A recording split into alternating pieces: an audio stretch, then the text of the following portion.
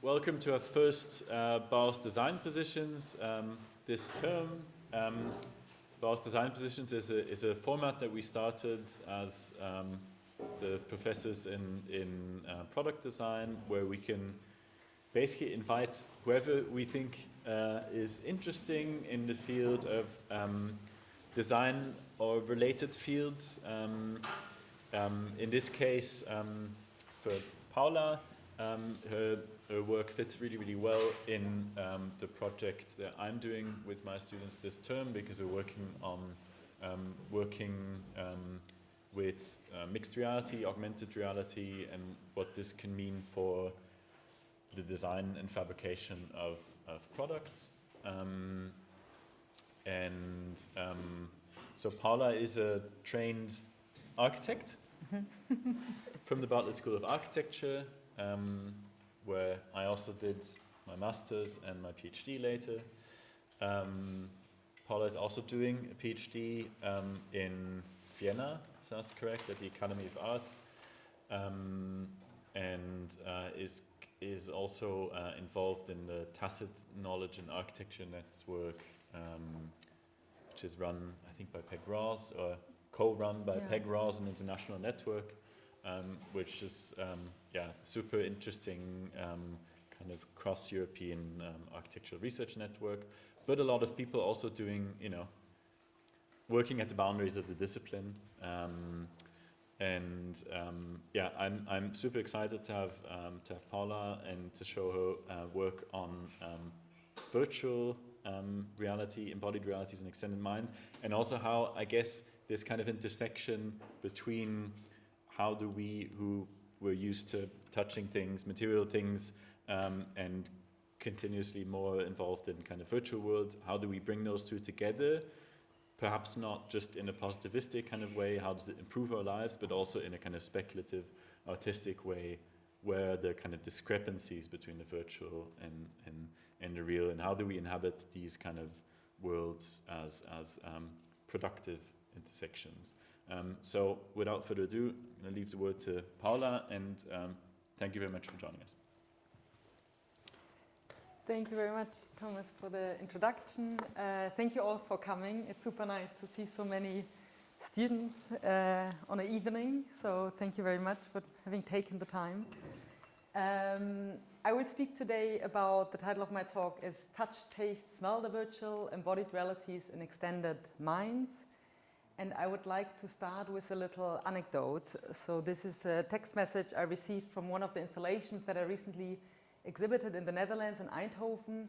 So this is a collaborative VR experience where two people meet within the virtual. They have very kind of abstract, kind of fluid, bubble-like, watery bodies. And they meet, and there was this, two people that met within this experience.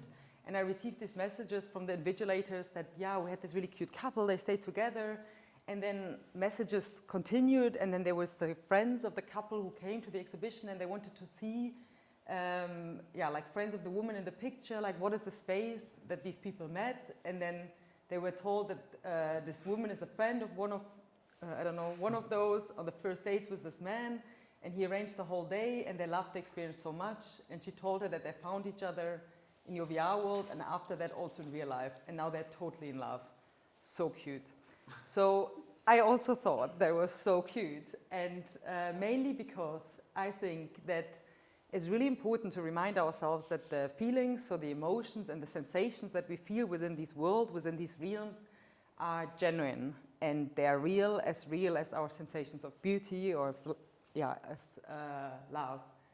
So I would like to start with this question today: why is there so much fuss about virtual worlds not being real, when we can experience genuine emotions and sensations within them? And so today there are two things I'd like to speak about. I turned around the title. So I will start with the embodied realities and the extended minds, and this idea of embodied virtuality and this concept of transcending boundaries. And then afterwards speak about some of my work that is much more applied, so about touching, tasting, smelling the virtual, and how that can take shape within artistic research. So starting with embodied realities and extended minds, What's really important to me when we speak about virtual technologies or virtual reality or the medium of virtuality, that we go back into history, and these are two images from the 1960s. So on the left you see Douglas Engelbart, who is kind of like the mother of all inventions with the personal computing. So you see like a screen, a keyboard and a mouse interface very close to what we have nowadays as like a setup with the computer. So we kind of sit a bit crouched in front of it, have back pains, suffer a lot.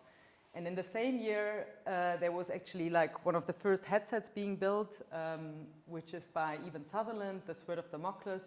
So just to say that this idea of having a more embodied or like a different kind of interface to interact with the digital is actually as old as personal computing itself. And what's really interesting about the example on the right is, of course, that the body becomes the input device into that world, and the space, the interface with which we interact. And then when we Google kind of history of virtual technologies, or when we look at like the references that we find, there are many male figures that we are being confronted with. So there's the grandfathers, the fathers, they're kind of dubbed the godfathers of VR, as like the inventors of the technology. So the history is often being told through the history of the devices, so the head-mounted display. But when we look at the actual content that was being developed, so a lot of the experiences that were being built in the 1980s and the 1990s, kind of in this early phase of virtual reality, we find many female pioneers, female figures that have developed more multisensory embodied experiences. And just to give you some examples, so for example, there's Rebecca Allen. Some of you might know the early Kraftwerk music videos with like the face tracking and like the body movement tracking that she has done, for example. Then there is the work by Brenda Laurel and Rachel Strickland. Brenda Laurel was one of the first founder of a computer game company for girls. They developed Placeholder together. And then there's Osmosis by Shar Davis. So all of these work are quite performative, theatrical, quite interdisciplinary in their setup, so not only revolving around computer science, but much more artistic. And one that I'd like to share with you is the work by Shar Davis, which is Osmosis. So this is a work from 1994, and she kind of really defined this term of embodied virtuality. So you see here a person that puts on a device that has like a vest that tracks your breath. So the moment you breathe in, like your chest expands and you would lift up in the virtual world, and the moment you breathe out, you would go down. So you would kind of navigate this virtual space by breathing. And this, of course, is a really strong dehabituation of your senses, so kind of reconfiguring your sensual perception in order to navigate that world, which is, of course, really interesting to then also think about, okay, what happens to our brains if we start thinking about these virtual world navigation in that way. So this idea of embodied virtuality, this is something that I think is really interesting to pursue also nowadays. And this is just a quote that I'd like to share with you by Brenda Laurel, who said, "What frustrates me most is that we learn some shit that some people aren't paying attention to. Today, practitioners are probably not even aware of what was built in the early 90s, mostly by women." So there is quite a big kind of lack of knowledge for this kind of work that is more multisensory, that is more embodied. And a large part of my PhD actually then consisted in revealing these histories and bringing that back, so to share that as a repository with students, but also with practitioners working in the field. So there's a kind of open source online platform that I set up. It's called xratlas.org. So the idea is that this really expands geographically, but also disciplinarily, and historically on this idea of virtual reality. So you can go back in history and like find examples that come more from theater, literature, fine arts. So to go a bit beyond this understanding of like the virtual being confined within the development of these hardware devices, or I think a bit like that kind of like the image that like matter or metaverse is painting nowadays, which is of course very strongly in the kind of gaming and entertainment industry. And the idea of this platform is that it's really a repository, so it just links to like the work of the artist, and everybody can also submit to it and add their own examples. And then the other thing is a podcast that I've been developing together with the Architectural Association in London to really give the voice back to these female pioneers. So I've been interviewing a few of them. I've been having really beautiful conversation with them and actually inviting them to speak about their experiences and telling us their own stories, which is also available online. So this is a bit kind of the research part behind it, or like this idea of embodied and multisensory reality. And now I would like to show you what I do with that. I'll just have a sip of water.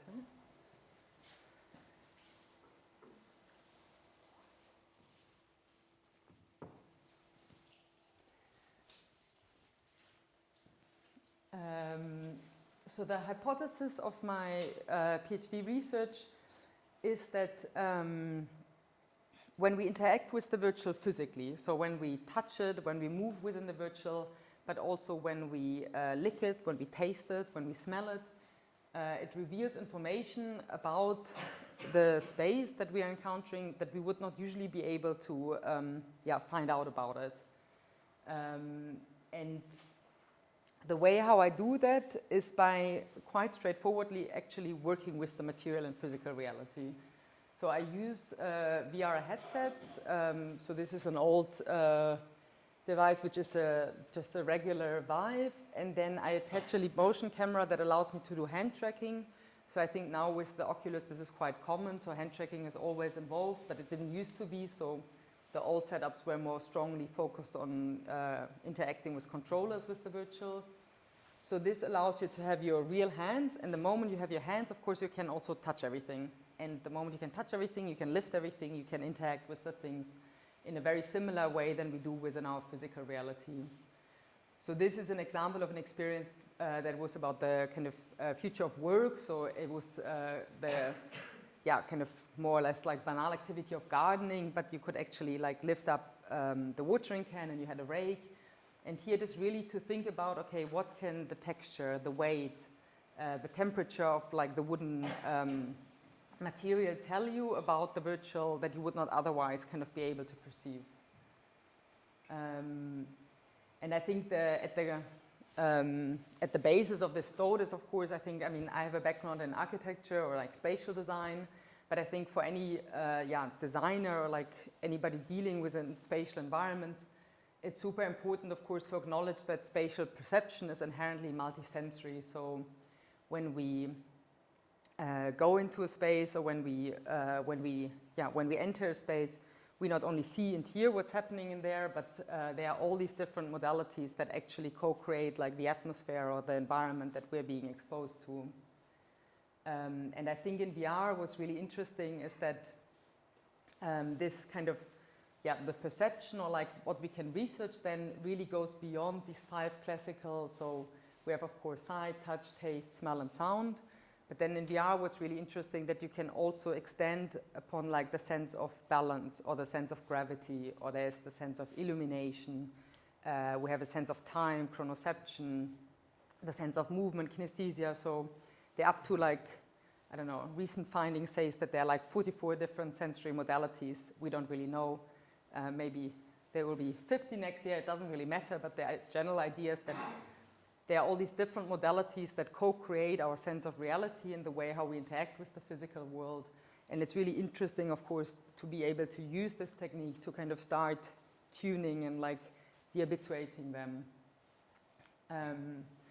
And I do that, so my practice kind of sits in between performance art, scenography, game design, and then also kind of architecture, the design of spaces, but then also the design of objects that then act as portals to enter these worlds. So you see here on the left, there's Microtopia. This was my master thesis I developed at the Bartlett in London. And in the middle, you have Weightless Production, which was exhibited at the Royal Academy. And here on the right, you kind of see the exhibition setup of the rake and the watering can you saw before in the making of. And what's really important about like all these installations, or what I realized, that they are all kind of models that speculate on a future in which we co-inhabit, or we kind of inhabit these more hybrid or mixed reality environments. And to me, this term of the model became really key, and there are like two texts that I highly recommend reading. There's one book by Thea Brejcik and Lawrence Wallen called The Model as Performance, and then there is Models Are Real by Olafur Eliasson, and both really treat the model as a kind of as a real entity, as a co-creator of reality. And I think this is really interesting when working with virtual or digital technologies, is that we stop trying to differentiate between what's physical, what's virtual, what, I don't know, what is real, what do we imagine, what do we speculate upon, but that we actually put it all much closer, like on a much more flattened hierarchy, and we acknowledge everything that enters this experience or that model, including me as the designer, but also the person that guides the experience, the person that enters the experience, the objects that form part of it, as equally kind of co-creating that reality.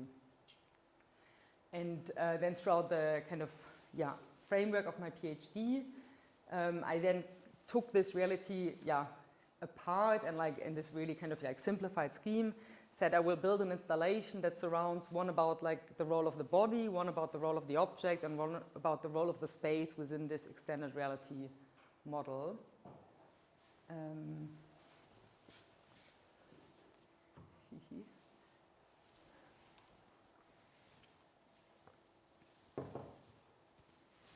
And so what I did throughout the last 3 years, so I've been doing a design-based PhD, which is artistic research. So the idea is that you research by making, by building, and then by analyzing this. So I developed these 3 installations. On the left you see rhetorical bodies, in the middle there's the infrathin magic, and on the right there's Allison's room.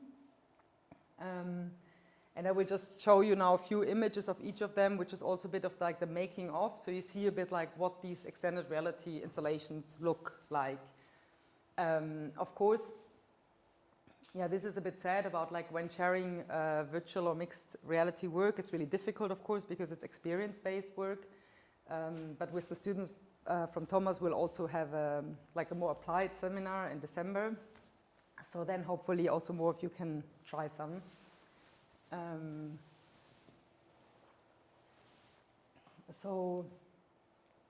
This is bodies, rhetorical bodies. This was developed in collaboration between Q21 in Vienna and New Art Space in Eindhoven. And this was an experience about dance and body movement. And you see like the people are wearing like these inflatables or wearables that are all tracked. And it's an experience for 2 people. So 2 people go in simultaneously. And this is just to give you some impressions also from the workshops that we are doing, and like this idea of like body tracking, and really all these works are quite explorative. So they're kind of being designed while testing. And then the idea is that each of these things that you wear has a sound connected to it. So for example, if you lift your arm, it has like a certain beat, so it makes a sound. And then if you lift your other arm, the same. If you lift, move your back. So you're kind of creating the sound by moving your body, and then the sound like affects also the design of the space. So the idea is that your body becomes a bit like a synthesizer, so like a musical instrument, and then in collaboration with the other person. So this is just some shots from like kind of like the setup in the exhibition hall. But then, depending on how you move, you kind of create the sound and the world surrounding you.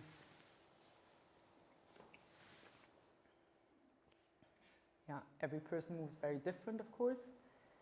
And then I also work a lot with professional dancers. So this is, of course, really interesting then to see how people who are trained as movement artists, how they activate these worlds.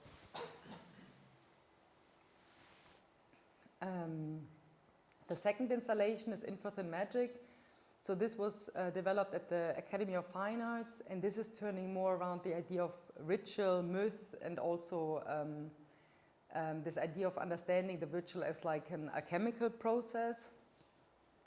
So this was based on Marcel Duchamp and his concept of the infrathin. So he described the infrathin. This was like an envelope that was found after he died. And he said this is a term that you can only describe through examples. So for example, infrathin is the thickness of the shadow, or infrathin is the heat of the seed that has just been left. So these are like sensations that we kind of know, but we have difficulties verbalizing them, but we also can't really measure them. So the idea is to kind of find what's this infrathin space in between the physical and the virtual. And I created these instruments, so objects that allow you to feel or interact with the infrathin without maybe being able to describe it. And this became quite kind of ceremonial, a bit like an initiation ritual. And the idea was then to introduce people to that space that sits in between these worlds, so to really work with these thresholds. And then this was, really kind of exhibited as an initiation ritual with one person at a time being guided into that space. And everything is really dark, but basically every object you interact with, something new happens. So the moment there's this big annular seed, you start lying on it. So the moment you lie down, you start sinking into this like 40-meter deep tower gradually, and then once you arrive at the bottom, different kind of things that gradually happen to you. I can't reveal because it's initiation ritual, but just so that you can imagine a little bit, like usually also the... Paula, should we turn off the lights? Yeah, if you can, maybe or for the video. Oh yeah, this is so much better. I can maybe show the video again. Yeah. Ooh. Yes. So most of my work is really kind of, toned back, so also often black and white or relatively dark, to really try to focus also on the other modalities, like in that experience, for example, people are, of course, in that moment, like lying down, lying on their back, like feeling the velvet below their hand, but then also eating something and drinking something, they're speaking themselves. So then often, I think it helps to really, it's not important that these environments are photorealistic or anything, it's more about like the consistency of these worlds. And this one is, very kind of surreal, black and white, and like set in a night sky. And then I also always work with guidance in these experiences, so you can also leave the light off if you want to, maybe. Or? Yeah, or there was like an intermediate state, right? An infrathin state of light. So you see here in the middle, like this is the ceremony mistress. So she's the invigilator of the experience, and it's really nice to give the people that give you the headset, but also take it off, and that kind of guide you through this experience, quite like a central role, like quite a performative role. Because in the end, like the way how you feel about the experience, it has a lot to do with trust and letting go. And within infrathin magic, so the ceremony mistress is present as a raven. So you see here, like they're controlling that through a tracker. So you also have moments where you get to meet that person, and where, for example, the moment that you're being fed, like you get to see her, and otherwise you kind of hear her through the voice and kind of feel also like the feathers on your arm. So if you have any doubts or question, you kind of go follow the raven. And in the end, this is really important to me, or in general to the work, because it creates a bit like an architecture that really revolves around this idea of being taken care of, also letting go, trusting this environment. And in the end, it has a lot to do, of course, with empathy, but not only between like the people involved in the experience, but also in regards to the objects that you interact with and the way how you handle them. So it's often quite kind of serene and careful and calm, almost a bit meditative. And so there's the circle of initiatees. So these are some of the pictures I'm still getting sent. So there's also like a little pearl that you're being given once you have been entering. So of course there are like a lot of things that you can like create around these experiences to heighten a bit like the experience itself to the people, but also to all of those that have then been in, because of course this reality of that model is being co-created by those that have visited these spaces or that have shared certain memories of them. And then the last one I'd like to show to you today is the one that's revolving right around the idea of spaces. So this is Alison's room. This is about like speculating on the future of archiving. And here again you see the,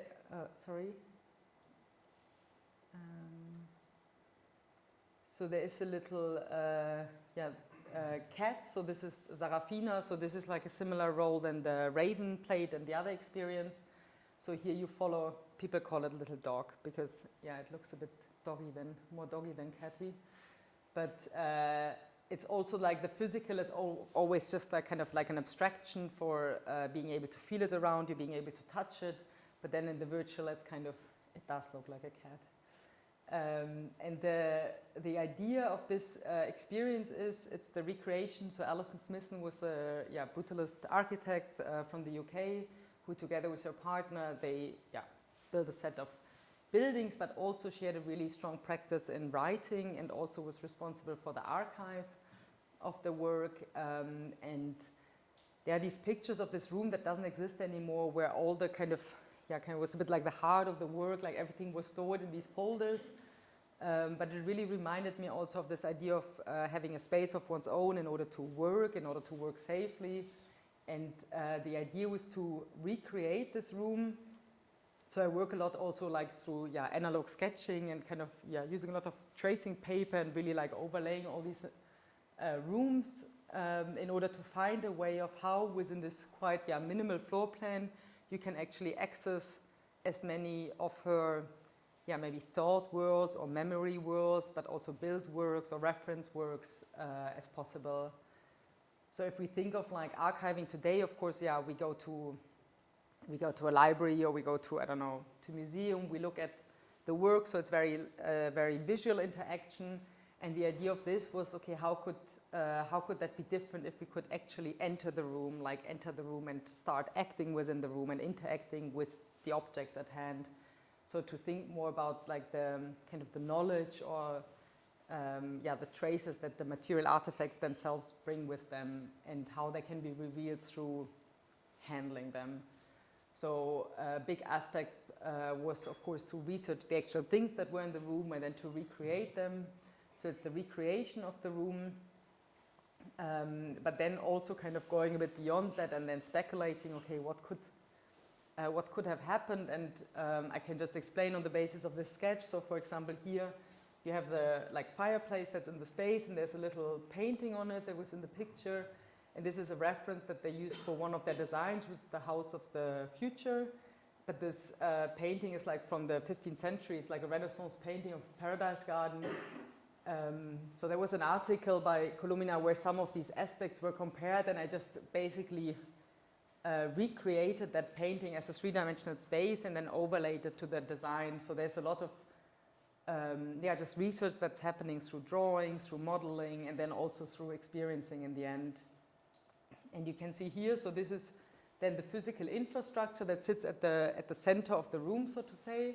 And everything that you see here selected in yellow that's also physically present. And then there are different ways of interacting with it. So some maybe you just, on a chair, for example, you sit, but I don't know, folder you might touch, a window you might look out. So by combining kind of head tracking, hand tracking, and gaze tracking, you open up different things within that room. And then by doing so, you kind of start exiting and this structure at different parts and experiencing these different designs. So for example, you see these are your hands, like the moment you touch one of these paintings, you see the painting, but then actually like the whole painting appears as a space behind it that you can enter, where you can go and pick apples and you can collect them in little baskets and you can play with the birds.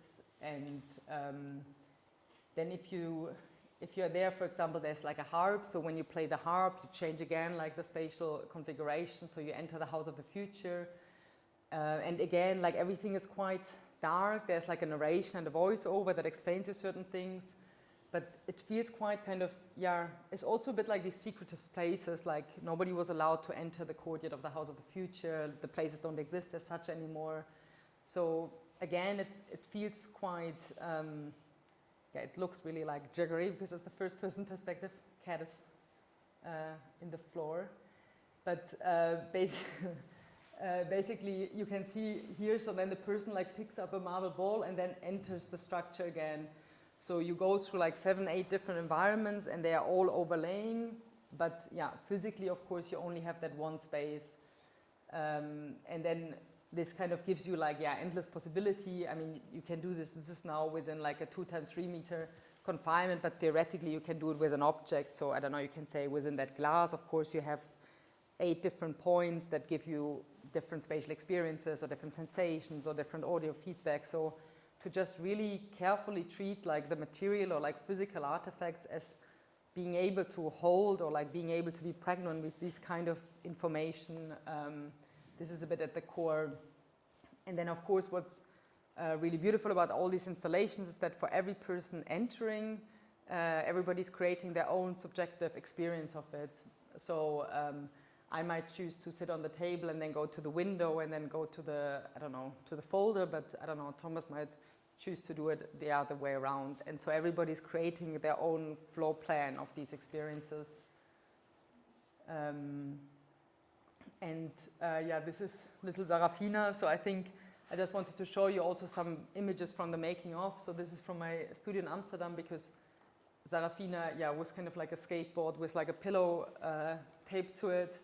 And I think in general, like this working with virtual, but especially with these more mixed or extended modes is kind of a pretty dirty process. So I don't know if those of you who work with game engines, it's very messy and it gets very complex very quickly. And I think it's really nice to embrace it as quite like a playful, experimental thing and to just try out things. And there's, yeah, to me it has been really inspiring to look at these examples from the 80s and the 90s, because I think in the end it's not so much about creating these kind of, yeah, perfect photorealistic environments, but it's much more about really, yeah, playing or exploring or experimenting with new ways of how we can interact and yeah, find ways of kind of communicate with these, with or within these worlds. And then of course, as it's like kind of, yeah, inherently experiential, of course, everybody, as I said, kind of, yeah, has different responses and like feelings within it. And in the end, it's really important to find ways to, yeah, explore it for oneself. And I think just to finish, like, yeah, I just want to say that I believe like that within this design of these performative extended reality models, what's really interesting is that it allows us to start thinking that cognition, there are these models that it's being embodied and enacted and embedded, but that we can also find ways to kind of model forms of extended cognition. So, I mean, we all use, yeah, phones, we are all like constantly connected to devices, and we of course outsource a certain part of our cognition within it, and to really start thinking of ways of how we can kind of, yeah, speculate or model on that being, yeah, just kind of a future that we inhabit. And so kind of, yeah, the idea of the thesis is to explain this extended reality model as a tool to explore the extended mind. And yeah, this is the outlook to the next experience. But what I would like to do with you maybe to finish is to ask you to close your eyes. So start by feeling your hands.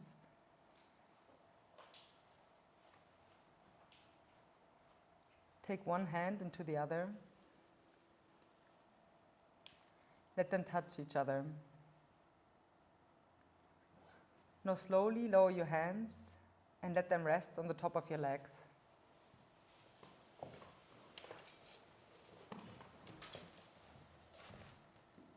What is the surface that you feel below your fingers? Which of your fingertips do you need to move to find out? Now slowly move your hands further back to the chair that you're sitting on. How does it feel? What is it made of? What kind of texture does it have? Is it hard? Is it warm or cold? How does it sound when you tap it? Softly. What is below you? What's the surface like beneath your feet?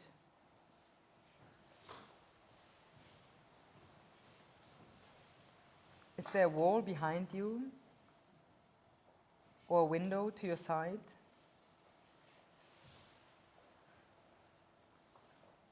What do you hear now?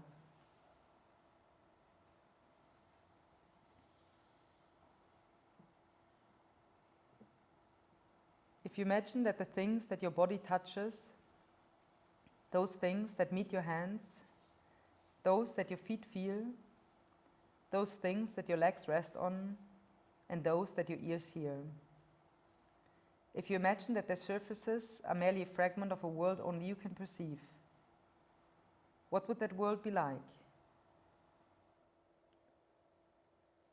What can you see with your inner eye?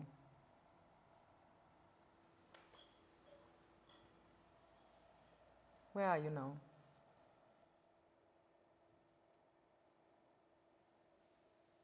So please open your eyes.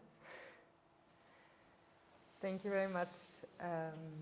Yeah, just wanted to do this with you, and I think that's the end of the talk.